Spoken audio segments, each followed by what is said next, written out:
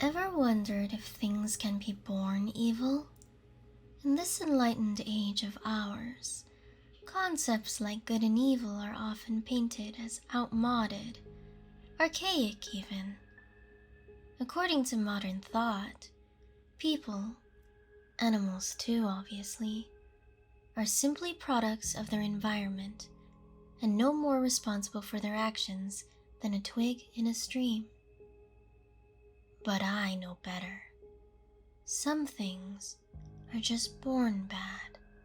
About 10 years ago, we had a German shepherd named Duchess that had a litter of puppies, 7 in all. 6 looked like any other shepherd you've ever seen. The 7th was a snowy white. Not a true albino, just white-furred with a black nose and blue eyes. There was never any doubt about which one we were keeping out of that litter. We named her Princess. Before the end of 6 months, any plans we had about giving away or selling the others became a moot point, as of all the others were dead. We'd find them at a rate about 1 a month. Not mangled or anything, just dead as if they died in their sleep. At first, we thought maybe their mother, it being her first litter and all, was accidentally crushing or smothering them. Later, we had no doubt as to what had killed them. Within a year, she came to dominate her mother, her father, tough old alpha that he was, and to a degree, us too. Her parents shied away from her. When we put out their food, she ate till her heart's content, unchallenged by the other 2. Once, I tried to shoo her away and let the other 2 eat. She snarled at me, baring those perfect white fangs to her incongruously black gums, and losing a growl so deep that I felt it in my guts more than heard it. After that, I left her alone too. I've often wondered if the parents of serial killers know they have a monster in the making. I mean, sure, some of them aren't to blame for how their kids turn out. Products of fucked up households with systematic abuse of all possible flavors. But then there are the ones that seem to be true aberrations. It's those families I'm curious about. Do they smile and laugh and pretend that everything's fine? I know that we sure did. We downplayed the weirdness around Princess, tried to rationalize her behavior, the bizarre things she'd do, like killing rabbits and leaving them hung up in the bushes behind our house. Some dogs do that to show you they love you. Cats too, my father would say. To them, it's just bringing you food. To me, it looked like she was taunting us, just like the puppies years earlier. Not one of those rabbits ever had a mark on it. Princess, just like her mom and dad, was well looked after and never hurt for a meal, so it wasn't as if she were hunting for food. Her innumerable kills were always untouched. No, the only thing I ever saw her eat was a kitten. We had some feral cats in the woods around our house, and one mama cat had a litter in our tool shed. Feral really is stretching it. Most of them were tame enough to be petted, this mama being among them. I returned home from school one day and headed around back to look in on them. The door to the shed was open, and inside I found Princess, her jaws pink from her feast. As she devoured that last kitten, her beautiful blue eyes never left mine. The mama we found displayed on what I'd come to think of as the rabbit bush. The tipping point came that same year when we found her sire dead. He was the best dog we'd ever had, that we will ever have.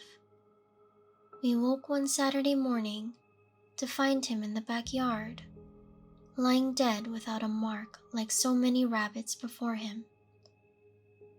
I can count the number of times I ever saw my father cry on one hand. That was one of them. That was also when we found out how she killed so cleanly. She strangled her prey like a jaguar. The fur at her father's neck was still wet with her saliva. We spent that morning burying that good, old, faithful dog, and then he sent me and my mom away on some pretense. No words were spoken, but there was no doubt about what he intended to do. I'm sure that there are some of you reading this that will find the notion of putting an animal down to be abominable. But what other options did he have, really? Take her to an animal shelter? Give her to some other family? Who could do that and go to sleep with a clear conscience? As it turned out, we weren't getting any sleep that night, regardless of our decision. We spent that afternoon at my uncle's house. Once when I came in from playing to get a glass of water, I overheard my mom telling my uncle that she sometimes wondered if the dog was possessed or something. I'd sometimes wonder the same thing. Later that evening, not long before sunset, we got a call from Dad. Apparently, the deed was done. By the time we arrived home, he'd already washed up and changed clothes. But there was little he could have done to hide his wounds, even less to hide the haunted look in his eyes. Both his arms and one leg were bandaged, and that was bad enough. But what stuck with me all these years later was just how terrified he looked. It wasn't until I'd actually been through combat that I recognized that expression. It's how men look after they've stared death straight in the face. My father never talked about it, but he drafted a friend from up the street to come help, and it's from him that I get this part of the story. Princess was many things, bloodthirsty and an evil chief among them, but stupid wasn't among them. In that, if nothing else, she took after her father. Her dad, Rocky, was famous for letting himself into the house if it was storming out. He'd figured out how to paw open the sliding glass door out to the patio. What was really astounding is that he also had the presence of mind to close it behind him. Not being stupid, she knew something was up and made herself scarce, disappearing into the woods. Dad, not wanting to put this off and being in full-on revenge mode, called his friend from down the road and filled him in. So off on the hunt the two of them went. In his own words, she was laying for us. If it sounds absurd to say that Princess lay in ambush, then I failed at conveying just how wrong everything about her truly was. She led them on a chase through those woods, barking whenever it seemed the stupid humans had lost her again. Then she laid up beneath an overhang on the creek bank, just where the path crossed it, and waited. She was on my father the instant he stepped down into the creek, grabbing his leg and making him fall headfirst into the water. Then she went straight for his throat. My dad had already lost his rifle at that point, and he grabbed her with both hands to try to fend her off. Wrestling with 115 pounds, of teeth, claws, and muscle in 1.5 feet of water, Princess savaging his arms all the while. At some point, he managed to work his legs up between him and the dog and kicked her away from him, providing his friend with a clean shot, which he took, catching Princess through the chest. He put a second round through her head, point blank. He then helped my dad back home and to the emergency room, telling him he'd go back to see after Princess once they got home. "She can rot where she is," was all my dad had to say on that subject. After they got back from the hospital, our neighbor went back on his ATV to pick up Princess for burial. He was a dog lover like us, and it just didn't seem right to him to leave her. If he'd spent as much time tiptoeing around as we had, he might have felt differently. That night, Duchess came pawing at the back door wanting in, something she'd never done once in all the time she'd been with us, and I had a dream. In it, I was playing football in the backyard with some buddies and ran over to where a bad throw had landed near Rocky's grave. As I reached for it, Princess's head shoved up out of the ground to grab my hand. I woke up with a jolt and was promptly scared out of roughly 10 more years of my life by the silhouette of a German shepherd in the hallway. It was Duchess, of course. She was sitting in the hallway, whining and wagging her tail nervously. She was looking back towards the front of the house. I walked over to her and placed my hand on her big doggy head and said, "What is it, girl?" That's when I heard the distinctive sound of claws on glass. Something was pawing at the patio door. Thoroughly terrified, I grabbed Duchess by the collar and dragged her along with me to my parents' room, shutting the door behind me. I was 14. I was terrified. But even in that terror, retreating to my parents' room wasn't just for the security of Mommy and Daddy. That's where the guns were. I woke them up and told them what I heard. "Oh, sweet Jesus," my mother said. Dad got up and locked the bedroom door and said, "Y'all lock yourselves in the bathroom." I heard the patio door slide open. If any of the rest of us had any doubts about what just had come into the house, Duchess sure didn't. The only thing she ever feared in this world was her own pup. A deep rumble of a growl vibrated in the floor beneath our bare feet, and Duchess's bladder let go as if on cue. Mine wasn't far from doing the same.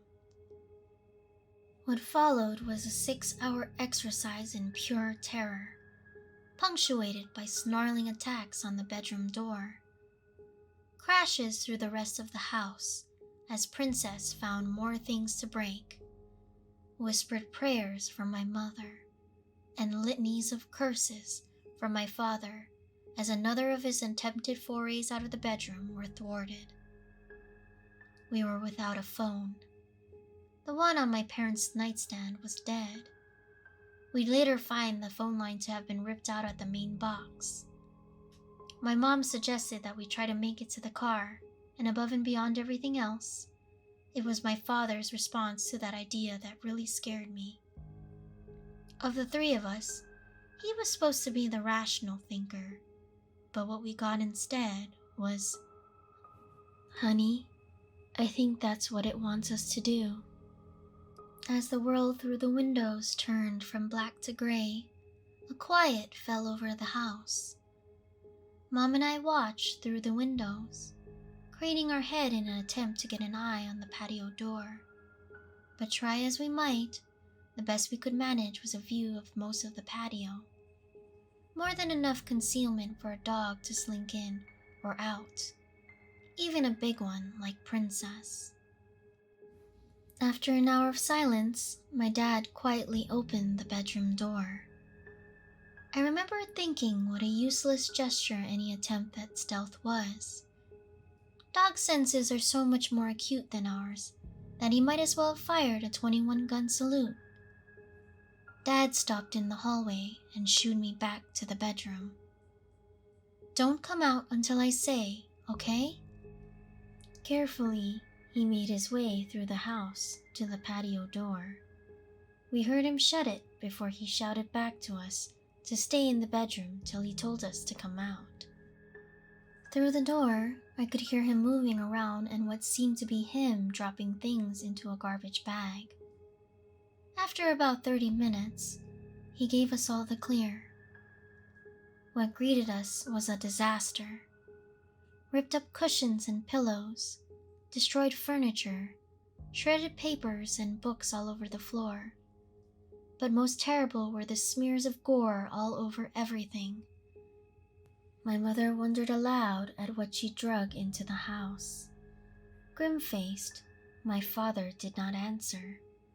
He simply turned and headed out to the back to bury Rocky for a second time. We cleaned up as best as we could while Dad drove to our neighbor's house to make all the appropriate calls. After all these years, I still wonder what portion of homeowners insurance covers attack by undead demon ghost dog. Unspoken, we all wondered what the night would bring. As it turned out, we never got a repeat, but Duchess never left the house again. Time rolled on. Occasionally, we'd find a new present on the rabbit bush. Just a friendly reminder, another token of Princess's abiding love. About 2 years into college, my dad called to tell me that our neighbor had passed. "Heart attack in his sleep, the coroner said my dad. But what we were both thinking was, not a mark. There are plenty of nights where I wonder what the last thing was to pass before that old bachelor's eyes. I can guarantee you it stared right back. I've seen firsthand how it feeds. Not long after that, my folks put the house up for sale. I sort of acted as the go-between on that deal. About a week after the new owners moved in, I received a call from the man of the house. He wanted to know if we'd left any pets behind when we moved. Already fearing the answer, I asked him why he asked. "Oh, me and the kids keep seeing this white shepherd in the woods. Pretty.